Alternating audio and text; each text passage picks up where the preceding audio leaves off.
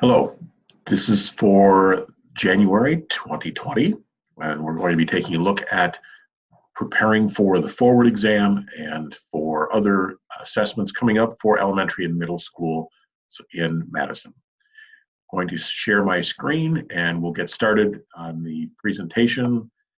And hopefully if you have any questions, you can contact me through email. So let's take it from here. And we're going to take a look at some information about access, final updates as we're closing in on the end of that particular assessment window. We'll be looking at Wisconsin Forward, some of the things you need to know as we enter that time period. Dynamic learning maps assessment will be something else we talk about, and then we'll finish up with some reminders about opt-outs. Okay, so we're in the third and final components of the access testing window, which is testing and completion. So that finishes up on January 31st. If you have students who arrive who are determined to be English learners, if they arrive after January 24th, which is a Friday, you are not going to be responsible for testing them with the access test this year. So do the same process that you normally would with WIDA Screener, determine whether or not the students are in fact English learners, and then move on with their program and supports. Access will be around next year, so that's when they will take their first time with that. Also, as you finish up with the access assessment, please make sure that you pack up any and all paper materials that need to be returned and get them to Sarah Wallner or myself as soon as possible at Doyle. The deadline is actually going to be Tuesday, February 4th. We need to have that in hand as we need to get that back to the vendor. But if you're finished with it and want to get it out of your building, please send it to us as soon as possible and we'll take care of it. Just a reminder, please check all booklets. They should have an ID label on them. They should have a barcode label on them for each student. If they do not, if there was a new student, all the information needs to be bubbled in. So in the past, what has happened is that we've had people return material with it just being written in the boxes, but not actually completing the bubbles. It just takes a few minutes to do that. And while, yes, we could do that, remember we have that times 50 schools. So please keep in mind that the expectation is that bubbling will be completed, including the name printed as well as the bubbles filled in at the school building level. Just a reminder. All right, so we're going to move on to some updates about the forward exam for this year. We're going to focus today on what the process is for getting supports and accommodations for both English language learners, struggling readers, and students with IEPs or 504s.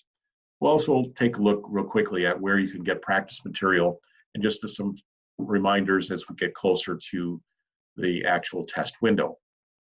We will be having a pretty focused meeting in February on the forward exam. So if you can get a chance, please make sure you check out when that date is, and when, if you can possibly make it, that would be great.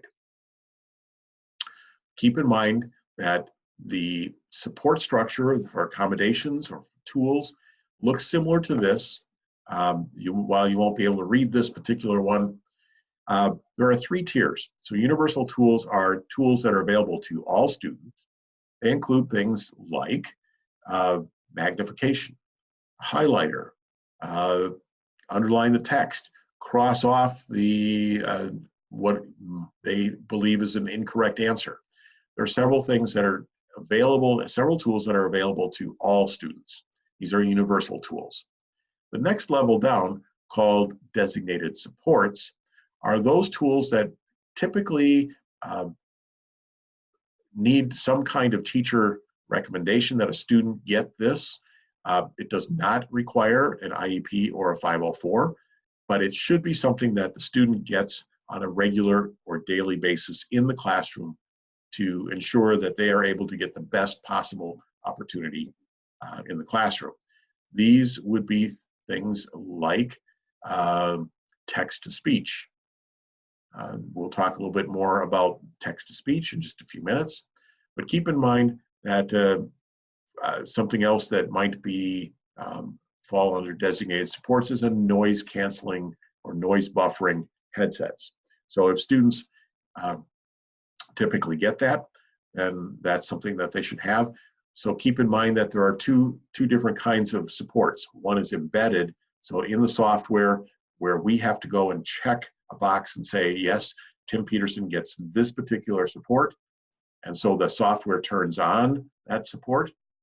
The other is the non-embedded, so outside of the software, and that would mean things like separate setting, noise buffering, things that are environmental or that you have control of at the building level.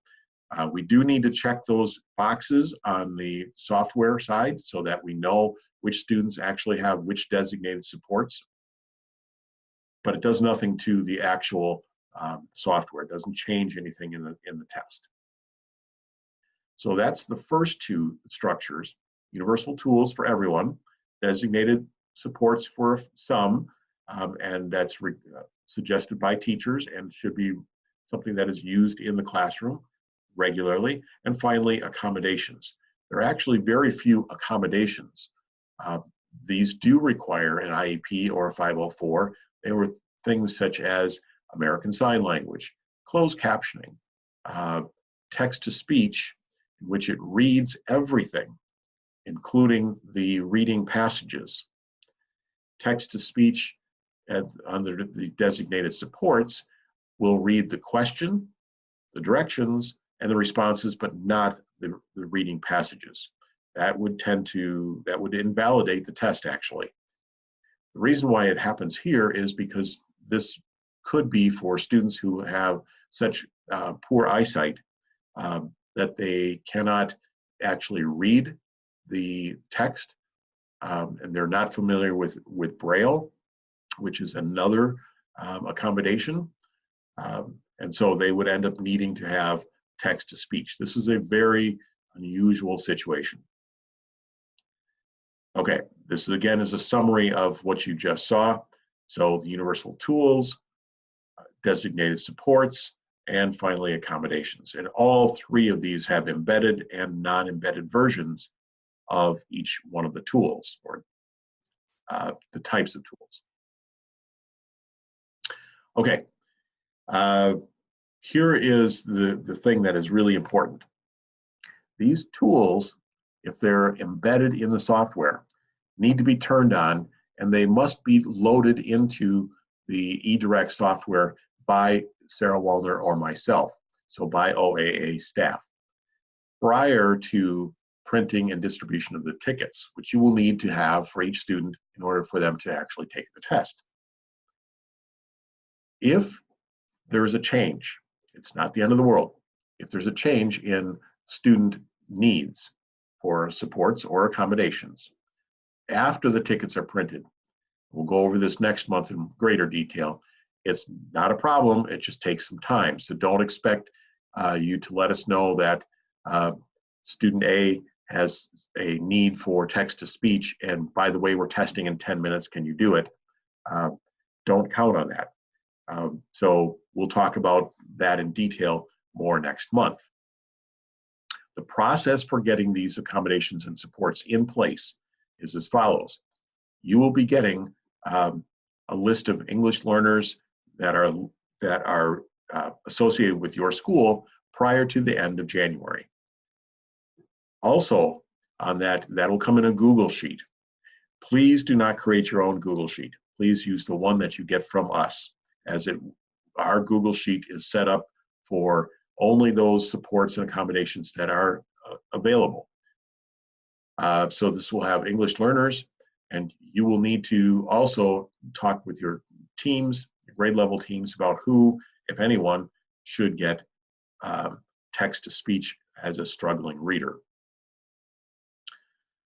That will be shared with you via Google Sheets by the 31st of January, we need to have all this information back no later than the 14th of February, because we have to put it into the accommodations and supports into eDirect by that beginning that time, if you would like to get this into your hands in a timely manner. So the Google Sheets will have the name of the student and their current level, DPI language level, and then a list of appropriate supports in which you will just simply check the box. Please work with your teams to determine who is in need of supports and what are the appropriate supports for English learners. As far as struggling readers, text-to-speech is something that is available for them. Please note that this is something that, again, you'll hear me say this over and over again, should be regularly used in the classroom. If somebody regularly reads to the student directions or takes them through questions on a test, this is what they can have. It's appropriate. If you occasionally use someone to read a word for a student, text-to-speech is not appropriate. I was asked, what about students who are in interventions? Probably is likely that if they're in an English language arts intervention, that yes, it would be okay to have the text-to-speech turned on for these struggling readers. If they miss the cutoff for the intervention, it may also be appropriate for struggling readers. What I don't expect to see is I do not expect to see entire grade levels or entire classrooms listed as struggling readers. So please, if you have questions about it, let me know, send an email, and we'll work through these issues. Also, just wanted to remind you, and you'll hear this again next month, that English learners have a couple of different supports available to them. One is text-to-speech, so having the questions, the directions, and the answers read to them from the computer. The other is stacked translations, which is a Spanish-only language version. So it's Spanish directions followed by English directions. Spanish version of the question followed by English version of the question. Spanish version of the answers followed by English version of the answers. So it really benefits, first of all, only students who are native Spanish speakers who are learning English, and they may be okay with seeing English, but it helps them if they are reading English and they get stuck on a word or two, they can quickly go and read the Spanish. You can either have stacked translations, or you can have text-to-speech. You cannot have both. Here's why. The computer has a voice that is reading the English version of the text for the text-to-speech, and they only have pronunciation rules for English. If you were to try and have that voice read the stacked translations, it would begin to read the Spanish using English pronunciation rules. Totally inappropriate, totally, it's just really bad. Kids will be insulted, families should be insulted, so we do not do that. Plus, it's just wrong. So you have to have either text-to-speech or stacked translations. If you have a student who's an English learner who does not speak Spanish, for instance, they may speak Lithuanian, the only appropriate support then is text-to-speech, and that will read the question, the directions, and the answers to them in English. They can control the speed at which the voice reads, the volume, as well as the number of times it repeats the question. So there's some control there. That is what is available to non-Spanish speaking English learners. Okay, let's take a look at the next portion.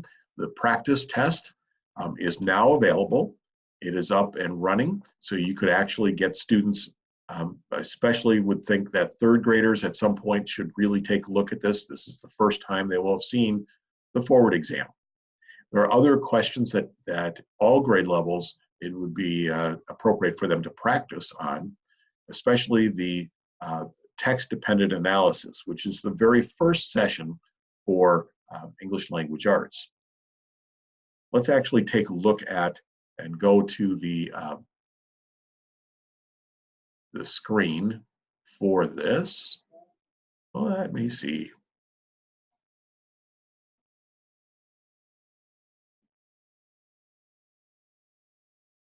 No, we're going to, I guess we're just going to go into Google and open up Google and get back to our assessment web page. If you were to scroll down, click on forward exam. This is the public facing side. So this practice and questions and problems are all public information that can be shared with families. These sites will be updated, and you'll notice that it says the 2019 letter. We will be updating that shortly. But practice and preview information is further down the page. If you were to click on all online item sample links, you actually end up with the online practice page. The part on the left-hand side is for online tools, so practice using the highlighter, practice using the magnification tool, etc. At the bottom are the tutorials, and these are the video tutorials. So on one side is for students, especially notice that there is a piece for third graders, and the other side would be for proctors or anybody administering the assessment. I'm going to go back, and we're going to take a look at the item samples. So here is the process for actually looking at this. We're going to click on grade 6, ELA, and you'll notice that there are different kinds of choices based on what specific thing you want students to practice with. So whether it's the item itself, text-to-speech, stack translations, video sign language, or closed captioning, all of these are available as samples. I'm going to click on the item sampler.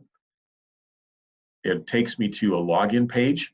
Don't stress about this. The login is given here. The username is, in this case, ELA6 SAMP, S-A-M-P. The password is test1234. So I'm going to go ahead and log in, ELA6 SAMP, and then test1234. I'm going to sign in, and this will take me through the beginnings, the exact, it'll look exactly like a test. This happens to be 6th grade ELA. So it's asking if this is you, you continue. In each particular assessment, there will be the appropriate sessions. So keep in mind that English Language Arts has 4 sessions. The text-dependent analysis, which is taking 2 pieces of text, reading them both, comparing them, and answering a series of questions, writing about a compare, contrast, or citing evidence from one versus the other, or both, to make a point, a persuasive piece. There is practice material available on the website for text-dependent analysis writing. So please make sure you take a look at that. Session 2 is writing and language. Session 3 is a listening component, and session 4 is a reading component. You can click on any of these particular pieces and actually get the practice test. Keep in mind that this is what it looks like for those who are taking this in English. If you are doing stack translations, instead of 8 pages of exams, 8 times you have to click to get through all of this, it would be represented by Spanish first, then an English page, Spanish page 3rd, English 4th. So you would end up with 16 different pages. That's very time consuming. Once a student has been through this, it's very appropriate to skip over these questions, the directions at the beginning of every test, unless they need to have practice.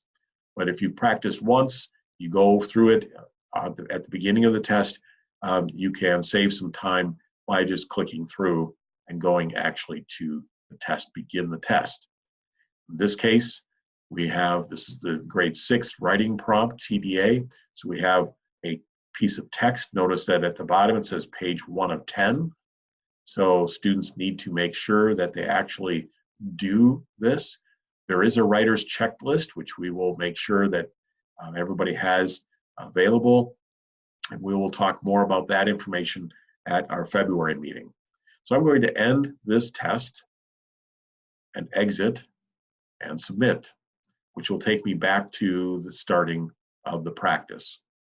Going back, continue to go back to the very first page that we were logged in at. So I'm going to go back to the PowerPoint and take a look at this. All right, so let's move on. You can look at text-to-speech and English language learners as designated support. This just kind of reiterates the process, again, that we've talked about. Text-to-speech, once more, we'll cover in English language arts session 1, 2, and 3. But it will not read the text in session 4. Okay. Finally, we're getting down to the end here. You will be getting tickets after March 9th.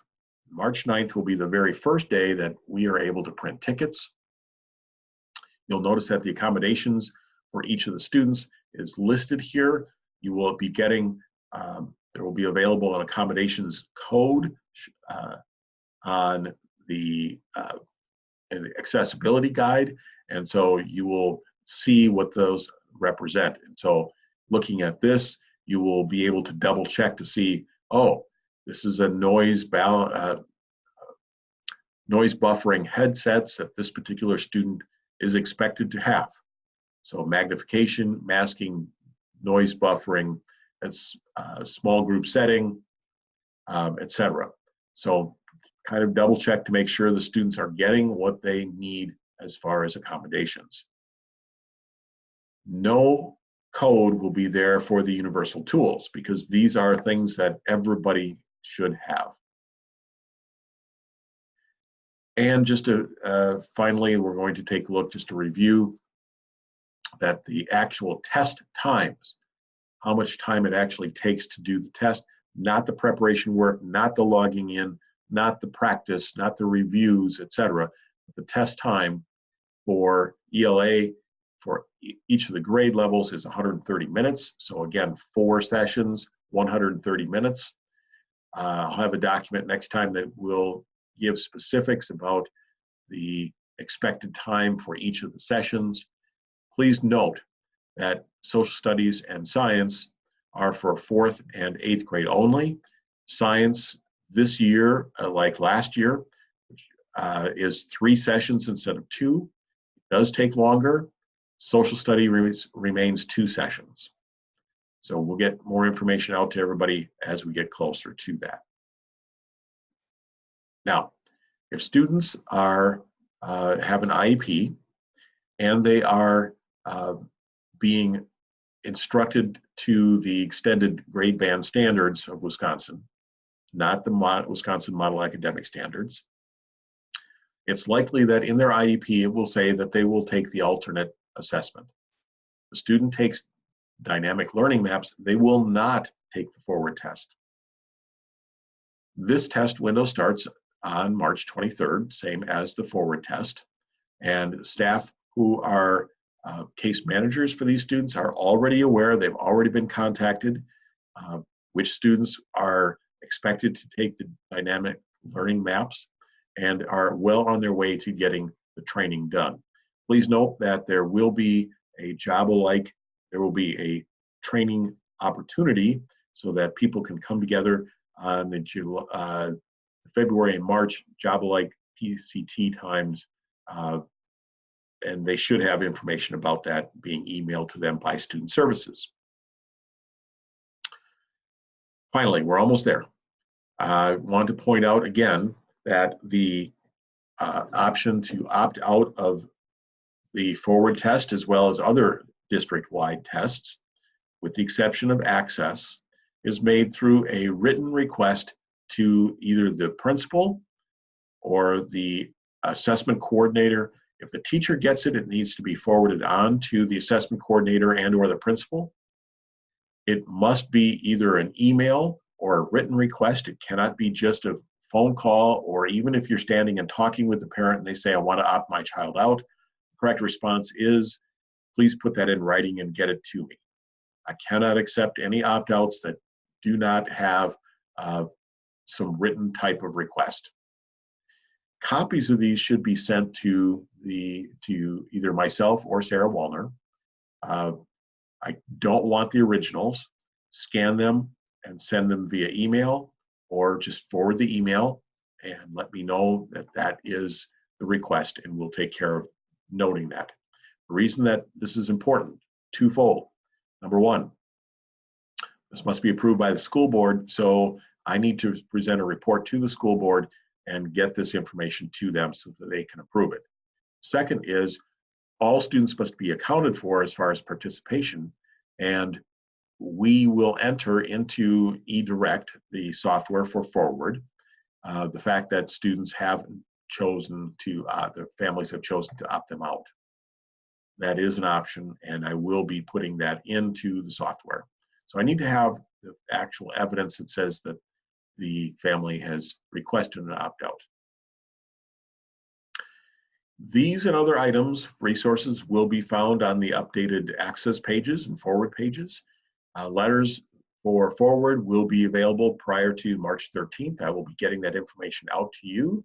I think the best time to send a letter to family is approximately a week ahead of time, so that they're fully aware that their students will be involved in Forward testing.